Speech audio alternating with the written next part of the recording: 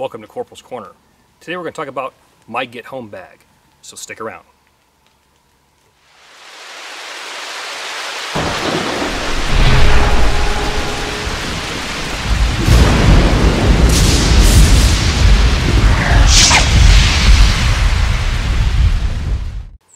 A few weeks back, a friend of mine by the name of Larry Roberts, who's a fellow YouTuber and fellow instructor, posted a video on his channel entitled My Get Home Bag. Now, that hit home for me because the one thing that Larry and I share together is that our jobs take us anywhere from 70 to 100 miles away from our homes. There's always that common question of, do I stay or do I go? Bug in, bug out. But before you can make that decision, you have to get home to your family, your loved ones, etc. So, crunching the numbers on my current situation, I'm 95 miles away from my house. Optimally, I get in my vehicle and I would just drive, and I'll be there in 2.5 to 3 hours. But let's say that natural or man-made disaster occurred. The earthquake, volcano, tornadoes, EMPs, bombs dropped, Skynet became self-aware, simian flu was released, 12 monkeys occurred, or worst case, the dead are walking the earth. I need to get home to my family. So this right here is an example of what I carry in my car, so I'm ready to go.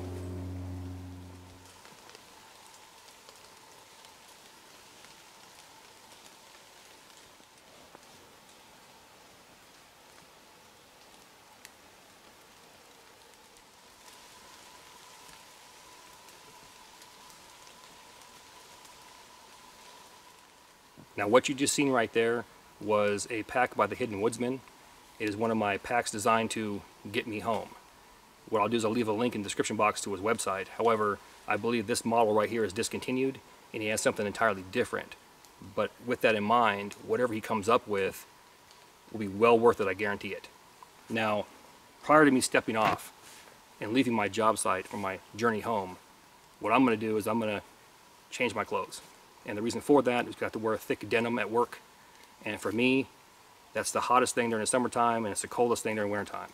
And I hate hiking around in that.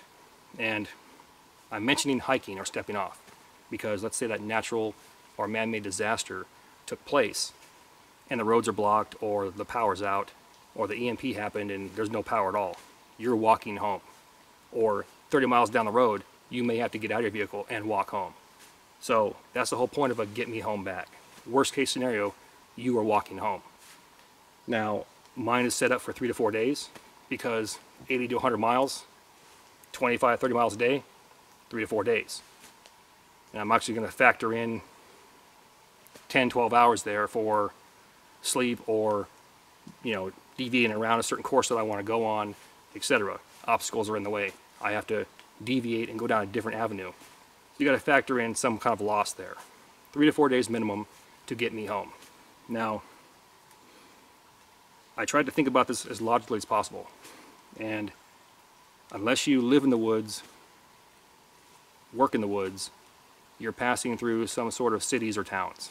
Now, most restaurants and stores that have food that's going to spoil, they're going to toss it out or give it away. So score, free food right there. Now, hotels, same thing. If there's no power, they're not going to let you stay there or they're going to let you stay there for cash. So why not carry some cash? For me, if I pass through a town in the first 25 miles, I'm looking to get a restful night's sleep so I can get up and step off the next day versus sleep on the ground in the rain, wake up exhausted, wet, pissed off, and start stepping again. These are all things you got to think about. Look at where you go and what you need to do to get home. So with that, let's go ahead and get started.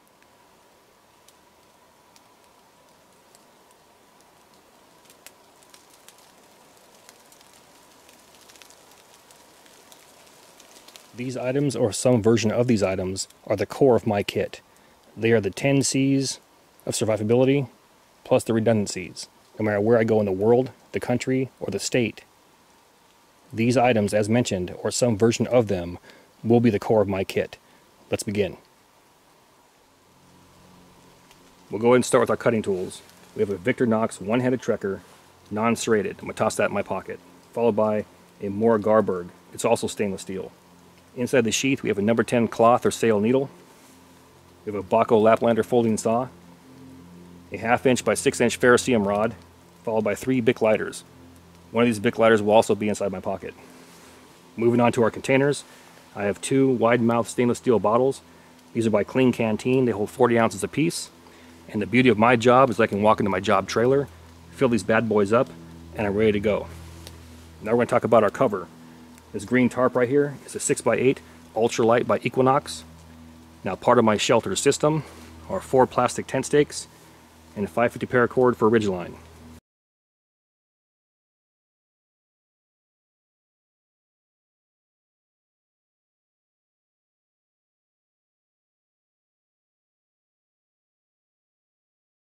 Moving on, we have a compass and we have pacing beads or ranger beads. Now these are controversial. Some people will say, why carry those if you know where you're going? Right, I can just walk the freeway home. But say one of the bridges is out and I have to go around that bridge. For me, I want to walk in a straight line when I go around something and box it out and then continue on my path.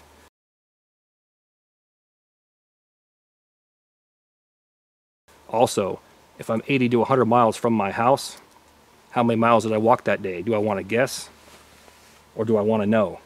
I can keep an accurate measurement of distance with these range beads. Now, 2 cloth bandanas, 100% cotton, headlamp, extra batteries, number 36 bank line, 1 inch roll of Gorilla Tape, and this beauty right here, tincture of iodine 2%. I can treat wounds and I can also disinfect water.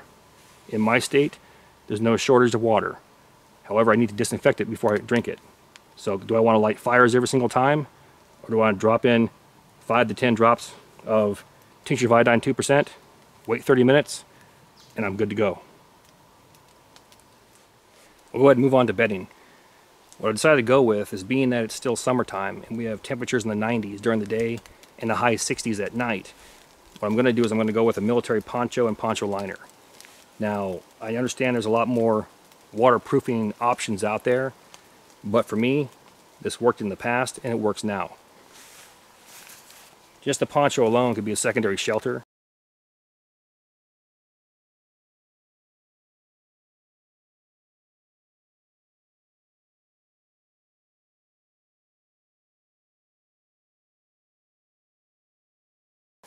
It can be added to a current shelter, making it an A-frame, making it larger. The poncho itself is large enough to be draped over myself as well as my pack, keeping me dry. Take my poncho liner. These small tassels here, or tails, can be fed through and tied off to the grommets, and it creates an improvised sleeping bag.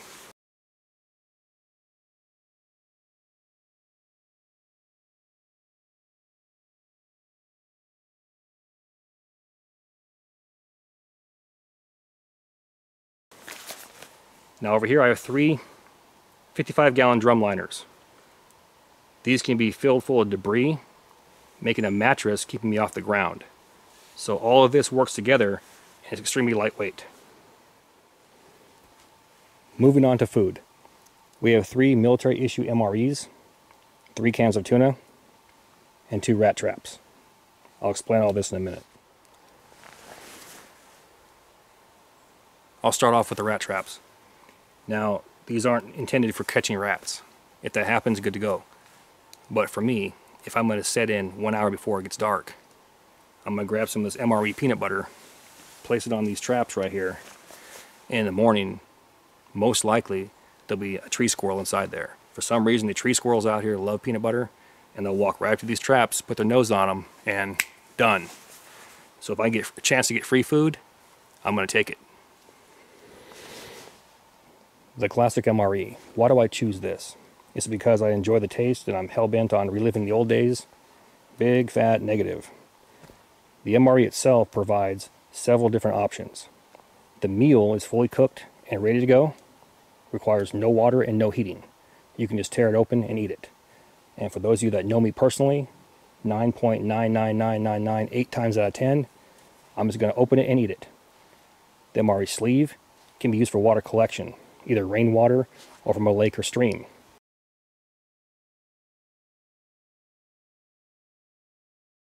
You can pour disinfected water into that sleeve and keep it as a reservoir for later use. Now, most of these MRE meals have a secondary meal with it, meaning crackers and cheese, crackers and peanut butter, rice. Some of them have noodles, mashed potatoes, things like that. Those secondary meals can be added to the cans of tuna.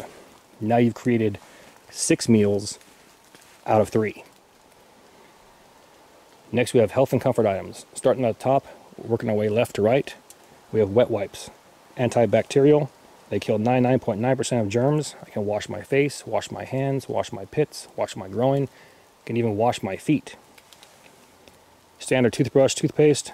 Deodorant is optional. We have 2 pairs of socks. Inside those socks is a pair of underwear. Now, why do I want to bring socks? Well, worst case scenario, I have to walk home. I want to be able to clean my feet every night. Put on fresh, clean socks in the morning. The bottom left, we have a Porta Power. Just in case the power is out across these cities, I can still charge my phone, send text or phone calls home and say, hey, I'll be home in 2 or 3 days. Lastly, I have vitamins. Nothing special.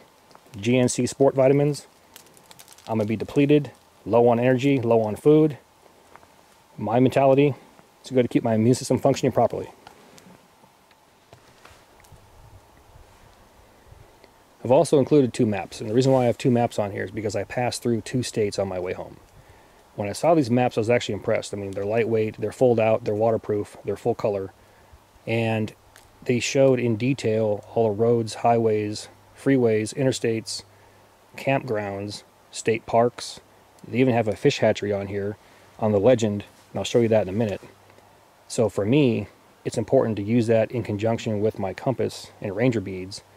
I can dial this map in to north direction, and I can go ahead and see where I'm at, where I want to be, and if I wanted some free food, say from a fish hatchery, I could just mosey on over there and get some chow.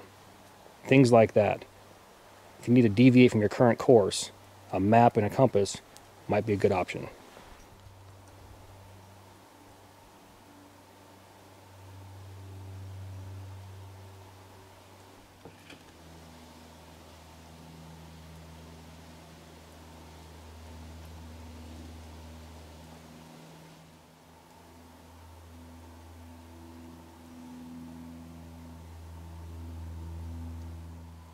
Welcome back, that was good to go. The last few items are optional, so let's go ahead and talk about them briefly. We'll start off with a warming layer. For me, it's going to be some type of pullover or zip-up hoodie. I can use it at night when the weather's cool. If I don't want to use it, all I got to do is roll it up from the bottom towards the top, meaning towards the hood. Then tuck it inside that hood.